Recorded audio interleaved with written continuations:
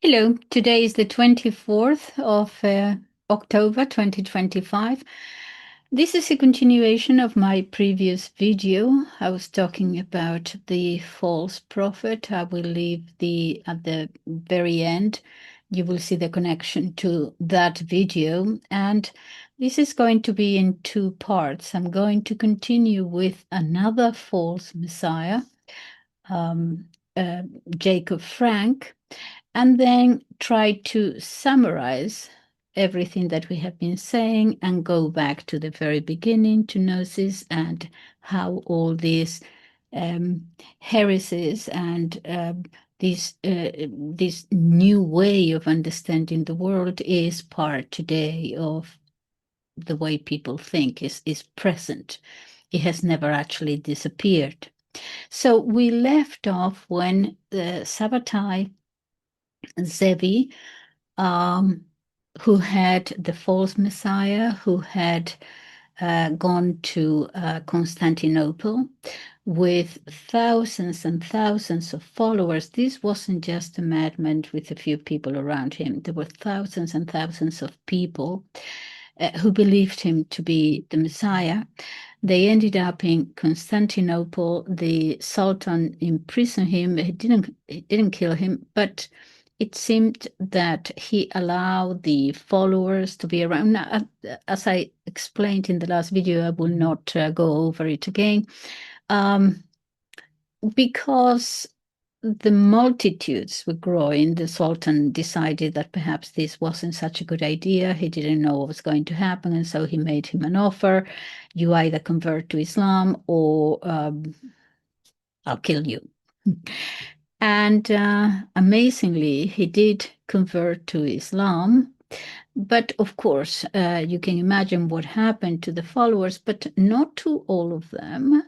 Some of them saw this, unbelievably, as a sign that he was actually the true Messiah. He was infiltrating, he was just pretending to be Muslim in order to for his messianic work to grow. In other words, Muslim on the outside, Jewish, although he was a heretical Jew, and the rabbis had stated that very clearly. This new movement would grow. Now, I left the video there, the last video, and now I'm going with the second part because there is going to be another one who believes, Jacob Frank, who believes that he is the Shabbatai Zevi reincarnated and he is now the new Messiah. So, after his death, Shabbatai Zevi, many of his followers fled to Poland, which at that time was a very tolerant and hospitable land for any philosophy, any ideology, religion, whatever.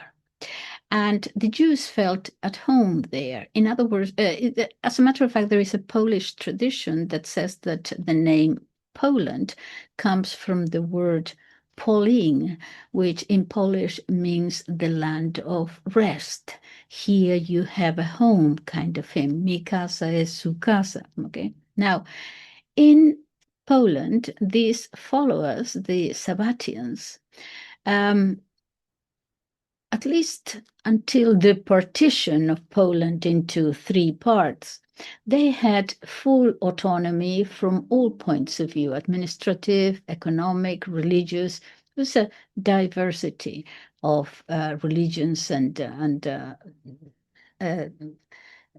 different peoples. Now, what happened 100 years after his followers came to Poland?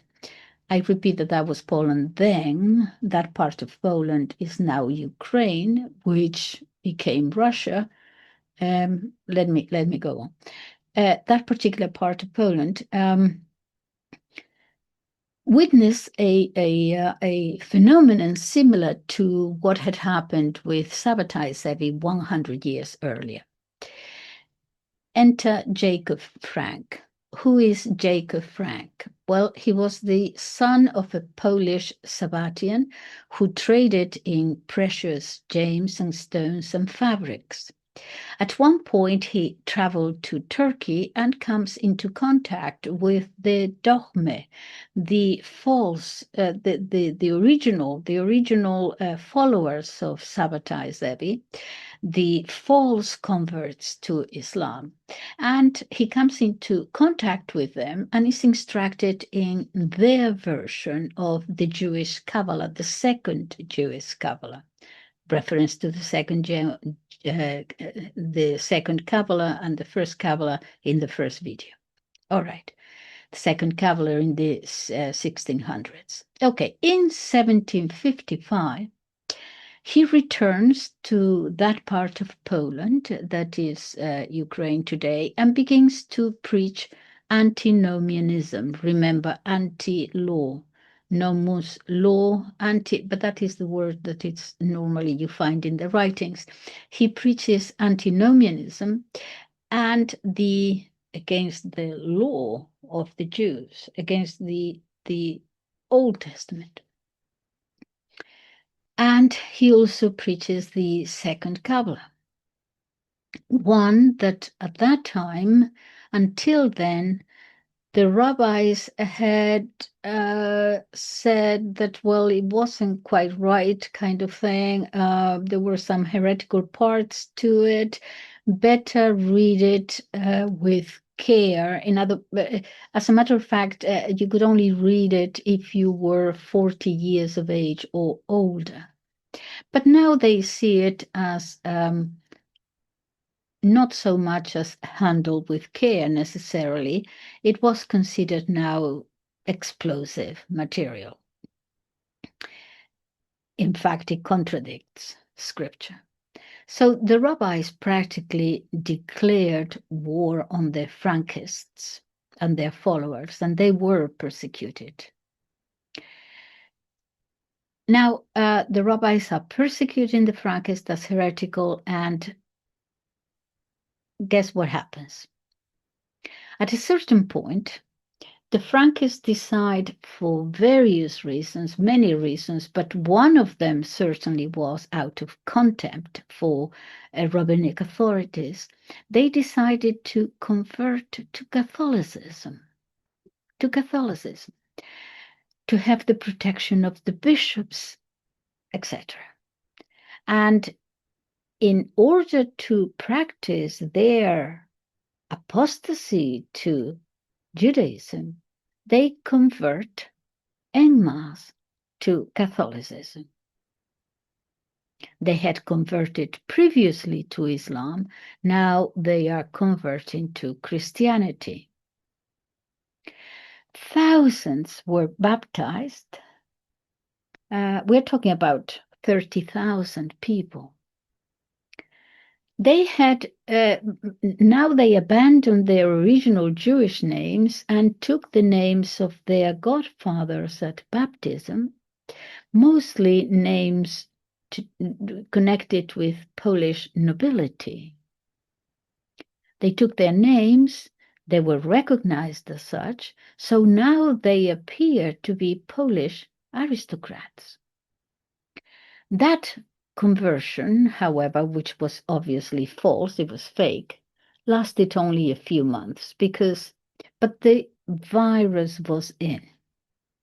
After a few months, Jacob Frank was arrested on various charges of heresy because even though he had converted and all that, he continued with Jewish practices. So he was still a heretic, Jewish heretic, and so they arrested him on various charges of heresy because, and also on charges of sexual behavior that was totally unacceptable to the rabbis, and they were totally unacceptable from any religious perspective, really. We remember, as I explained in the last video, that Shabbatai Zevi had from a very early age had engaged in sexual practices, very, very unorthodox. Okay, he was, to put it in simply, a sort of an early Marquis de Sade, as it were. Okay, so that continued, and now he was arrested and he was imprisoned for 13 years in a fortress in Częstochowa in Krakow, then still Poland. There was a monastery. There was, I don't know whether it still exists there, a monastery, Jasna Monastery. Near it or around it, there was a huge, massive fortress was built, one of the most impressive in Poland at the time, which also had prisons, and he was locked there for 13 years. Because all his followers, all the Frankists, went to that city of Częstochowa, that town practically became a Frankist town. Then Poland was partitioned between Russia and three part. One part went to Russia, another to Prussia, another to Austria. To the Russians went Częstochowa. Now in Ukraine, at the time Ukraine was part of Russia, so then in Russia. And what the Russians did was to free Jacob Frank. He leaves Poland, goes to Germany, to Offenbach, and seems to have performed some kind of miracle there, resurrecting someone or something similar, some sort of miracle, but becomes nevertheless, or because of it, a very important personality. He even meets the Emperor Francis II in the city of Sarar. The emperor listened to him, he asked him questions, he understood him to be a prophet of the Jews, a Jewish prophet. In this environment, all this is going on, many followers he has. Anyway, he eventually dies, and his baton as the Messiah was passed on to his daughter, Eva Frank. I almost said Anne Frank. No, Eva Frank, okay? And she was his daughter and also his lover, because they were breaking Jewish laws all over the place, and amongst them was the law against incest. Eva Frank enjoyed the same prestige as her father. She became very close to Maria Theresa of Austria, who held her in high regard. Remember here that Gnosticism came with the dualistic idea of male-female. Yeah, so if you had a male Messiah, you had to have a female Messiah too. So that is why in early Gnostic texts you have Christ, and then they made Mary Magdalene be the female Messiah. If you read the code, what is it, Da Vinci, the Da Vinci Code, you know what I'm talking about. Okay, so Eva Frank had the same reputation, and she was followed and respected as the Messiah. And she is helped by a relative, a man called Moses Dobruska. Now, one of the most important students of the Kabbalah, the great historian, Jewish philosopher and historian Gerson Scholem, from 1897 to 1982. In the previous video, I wasn't sure whether he had died in the 70s, but no, he died in the 80s. Okay, did a lot of study on this, and on Shabbatai Zevi, he has a whole book. He also wrote about Jacob Frank. but not too much. But he actually devotes one whole book to this character, Moses Dobruschka, who was a disciple of Frank. Okay. And Dobruschka is 1793. Yes, we are in I don't have the numbers here, but it's 18th century. Okay. He devotes a whole book about him. It's called The Three Lives of Moses Dobruschka. Why three lives? Because Dobruschka goes to Germany, like Frank had done. He goes with Eva Frank, ascends to the German nobility, and then changes his name to Franz Thomas Edda von Schönfeldt. All right. And then just after the French Revolution, he goes to France and changes his name again to Junius Frey, becomes one of the main leaders of the French Revolution, so much so that this author, this historian Gershon Scholem, actually wonders whether in fact the French Revolution was in fact an expression of Frankism. He doesn't provide us with an answer, but the fact that he, Gershon Scholem, even asks the question is interesting. What happens to Dobruschka, alias von Schönfeldt, alias Frey? Well, he was guillotined, as would the revolutionary leaders would be later. But in this case, he's actually guillotined together with Danton, the main leader, one of the main leaders with Robespierre, great orator, a Jacobin, minister of justice during the revolution. And the fact that the two of them were guillotined together, it's interesting. And anyway, their death was a turning point in the French Revolution. The main thing is that Dobruschka was with them, with the main revolutionaries. Now, from now on, the Frankist story here seems to be dying out or dying off by itself after this. They lack a point of reference. They seem to be disbanded. But not really. They're going to reappear in many forms. This is the beginning of secret societies, Illuminati, Freemasonry, and so on and so forth. The point is the infiltration.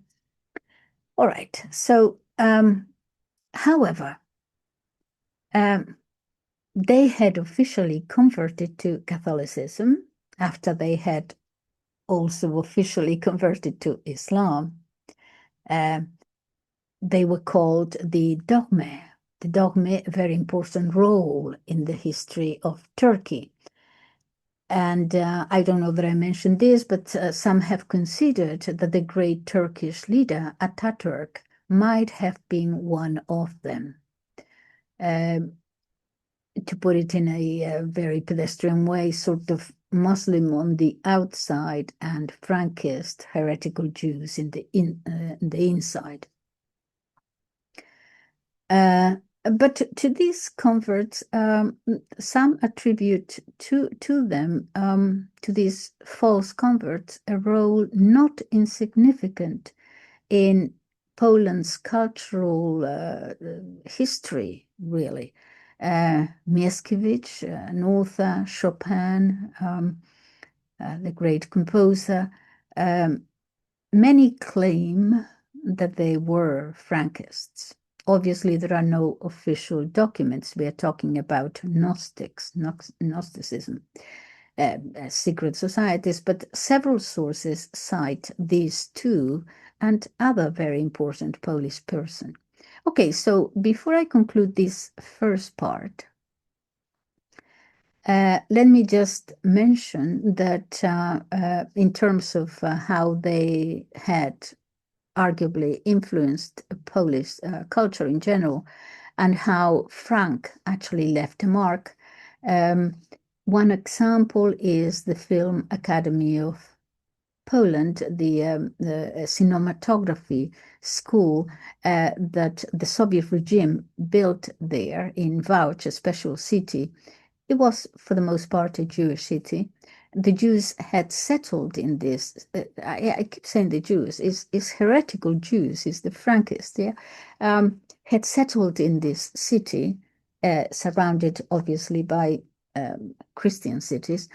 But it had a very, very strong Frankist presence there. Catholics very much in a minority. The Soviets founded this cinematographic school, and from there we're going to see writers. Andrei Sulavsky, who was a um,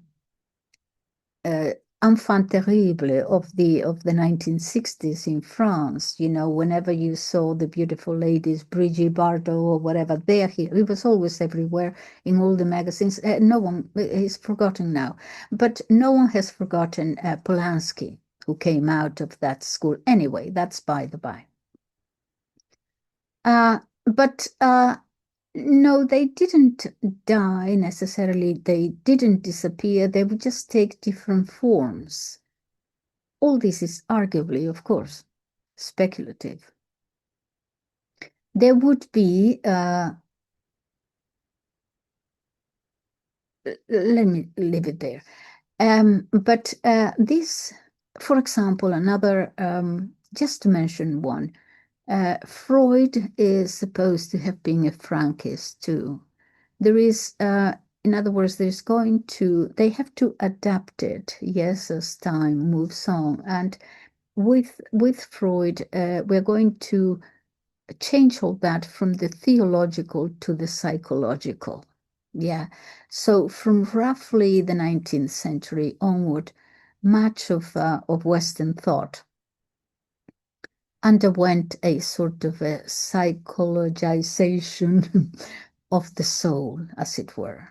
Not only Freud, but also later Jung, who was a Gnostic, and Adler and others, relocated, as it were, sin by neurosis, confession with analysis, redemption with integration, you know, the pleroma and all that, the spirit or the soul with the psychic or the psyche.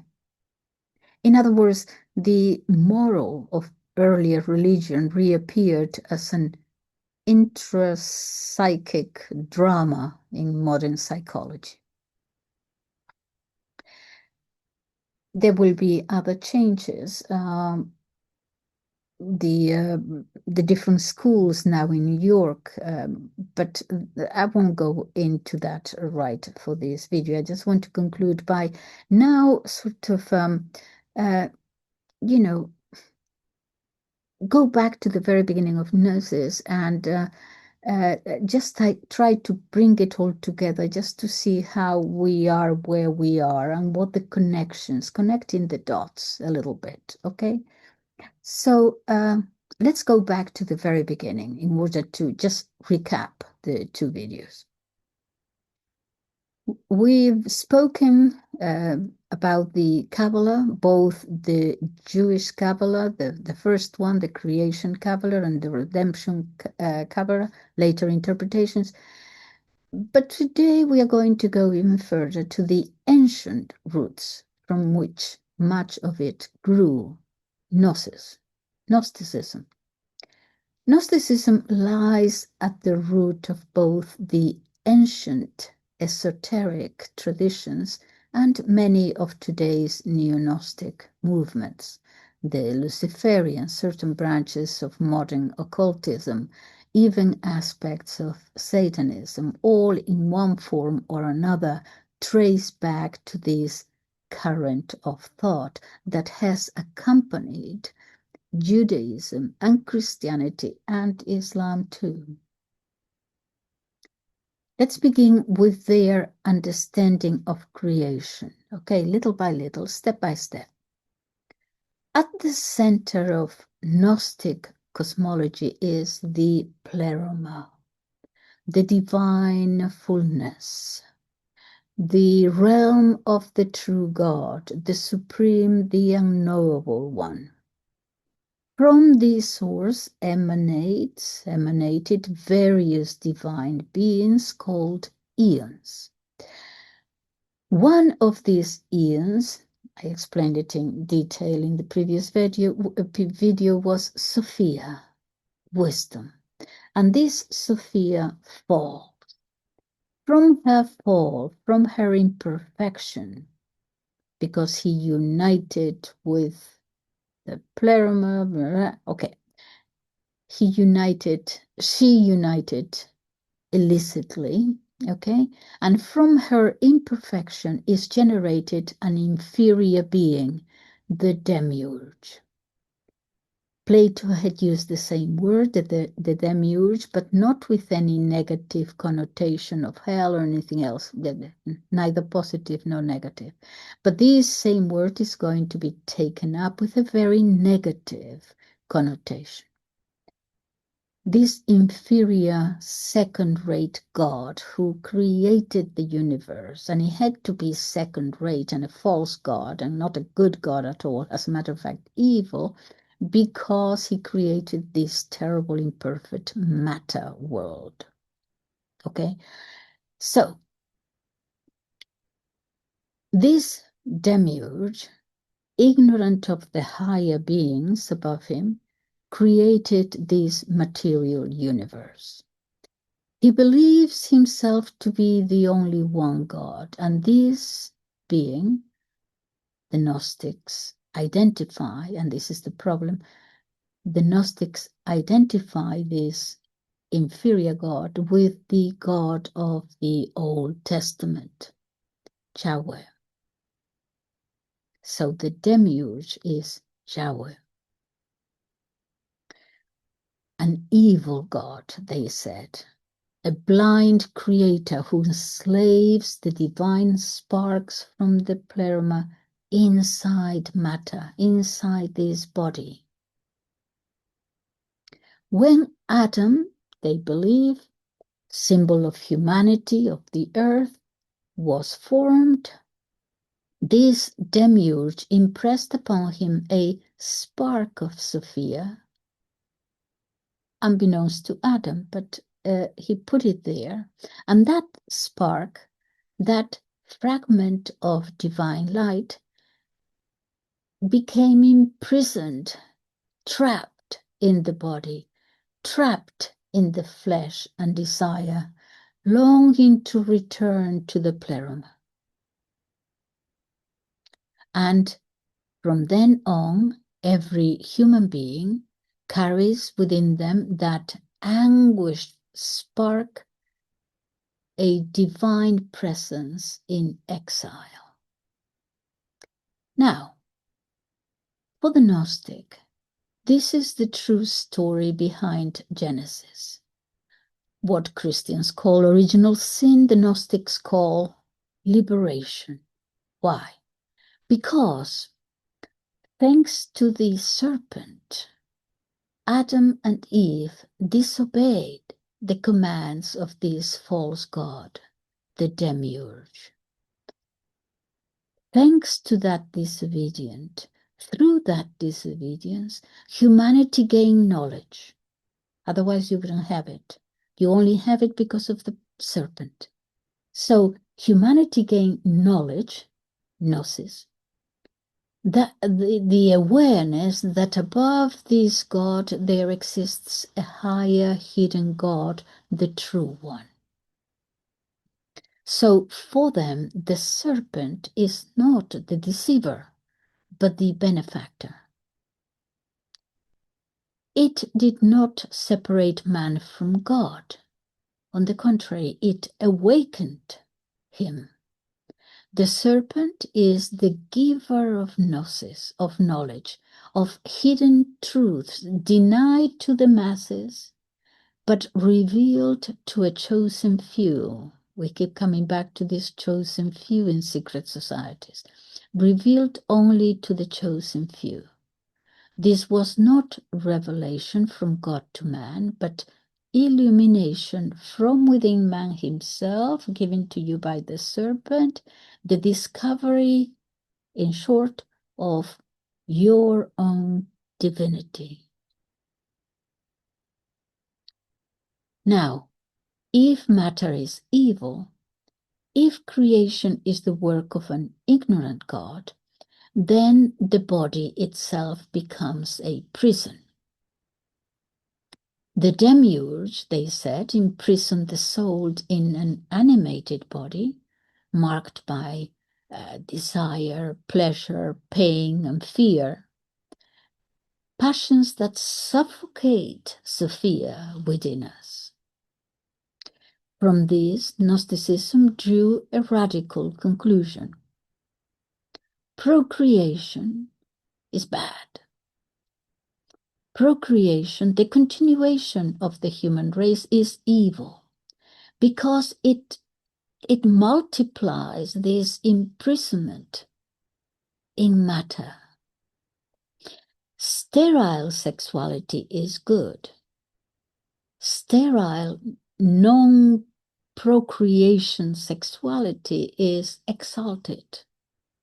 It is seen as a symbol of transcendence, of spiritual union without the corruption of flesh creation.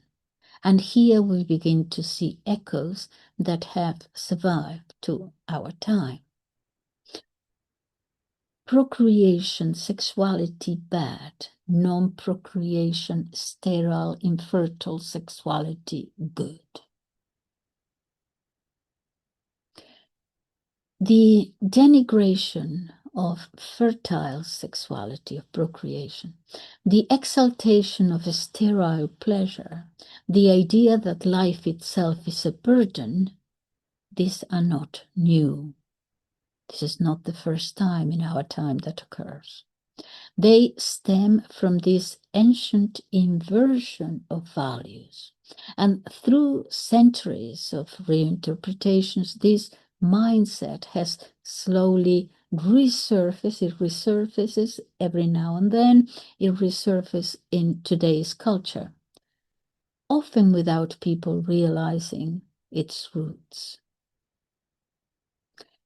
But the story continues.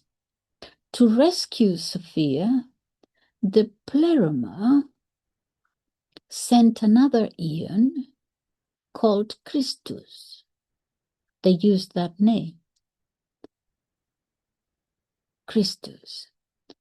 Christus, as an emanation, descends through the 7 spheres of the archons, the rulers of the world. Doesn't have to be emanated, he just comes right through, and takes on the appearance of man. Not incarnate, not truly incarnate or anything. He takes on the appearance of man. And he comes not to redeem mankind by sacrifice, but to awaken man from their forgetfulness. His mission is to remind human beings of their divine origin, or they are gods themselves, to help that divine spark within them to return to the pleroma. So for the Gnostic, this is salvation, knowledge of one's divinity. This is the secret, knowledge of one's divinity. Christus, they said, did not truly suffer or die on the cross. Before the crucifixion, which did take place, but before it happened, he returned to the pleroma, and another man called Jesus was sacrificed in his place. During his time on earth, Christus revealed secret teachings to a small circle of disciples, chosen initiates, who would transmit these mysteries through symbols, allegories, rituals, and so on. Knowledge of this would allow the soul to ascend through the celestial spheres after death. You can already see where this leads. The idea of a secret teaching reserved for a spiritual elite the seed of later secret societies, of esoteric orders, of those who claim to hold the primordial tradition. Throughout the centuries, these currents survived. Though persecuted very much by the early church, of course, their language and imagery reappeared under new forms in Hermeticism, in alchemy, in certain mystical philosophies. And much later, they would influence enlightenment, occultism, modern esoteric fraternities, and even strands of contemporary spiritual movements. Always the same promise that salvation lies not in grace by God, but in hidden knowledge. You yourself have it, you acquire it, not in God, but in the self. Nothing could be further from Christianity, where God, being love and justice, came to redeem the whole of mankind, not just a pre-chosen, pre-selective, pre-saved few. And yet, ancient Gnosis never truly disappeared. It adapted, it changed language, but its spirit endured. Today we find it in the idea that the world is evil, that the body is a prison, that knowledge alone is, I can say. We find it in movements that worship intellectual and they worship the intellect and reject the soul, the mystery of creation. In the cult of self-deification expressed in very many forms. You are divine, you are your own God. It is, in essence, the same myth retold, the same rebellion against the Creator, the same longing to escape, a longing to escape rather than to be redeemed. So to summarize, for the Gnostics, the serpent was the savior, the Creator was the jailer, and knowledge was the only salvation. This knowledge that is only given to a few, or they have to find it within themselves through guidance. The rest of us don't procreate, is the best advice they give you. And if you insist on procreating, as I said in the last video, you have abortion at the beginning, you have euthanasia at the end, and you have wars, and you have certain, every now and then they have to mow the lawn, as it were. Okay, so the serpent was the savior, the Creator was the jailer, knowledge is the only salvation.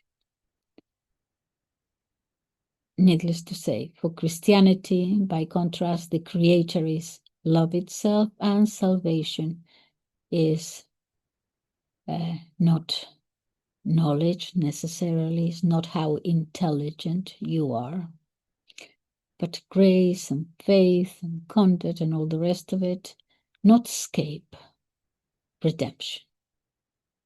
And that tension between Gnosis and revelation, between the individual self and God, continues now to define much of our world's spiritual confusion today. Yeah, well,